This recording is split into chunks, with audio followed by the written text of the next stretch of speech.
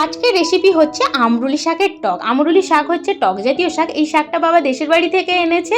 এখানে পাওয়া যায় কিনা আমি ঠিক জানি না, আর রেসিপিটা আমি মায়ের থেকে জেনে নিয়ে তোমাদের সাথে শেয়ার করছি।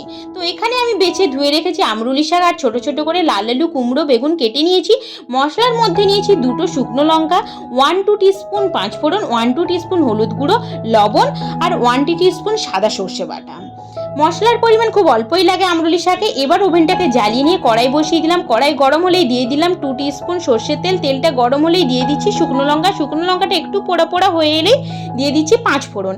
এবার নেড়ে নিয়ে পাঁচফোড়নে একটা মিষ্টি গন্ধ বেরোলে দিয়ে দিচ্ছি কেটে রাখা সবজিগুলো দিয়ে ভালো করে নাড়াচাড়া করে ওপর থেকে পরিমাণ মতো লবণ ছড়িয়ে দিচ্ছি। লবণ দিয়ে নাড়াচাড়া করে নিয়ে ঢাকা দিয়ে দিলাম 6 থেকে 7 মিনিটের জন্য।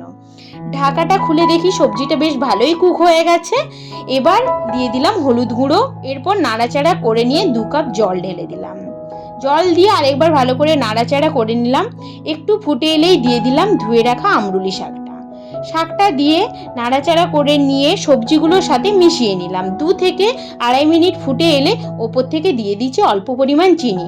তারপর নেড়ে নিয়ে নামিয়ে নিলাম। আপনারা যারা এই শাকটা পাবেন এই পদ্ধতিতে অবশ্যই রান্না করে দেখবেন, খেতে কিন্তু অসাধারণ লাগবে। কেমন লাগলো আমাকে কমেন্টে জানাবেন। টাটা।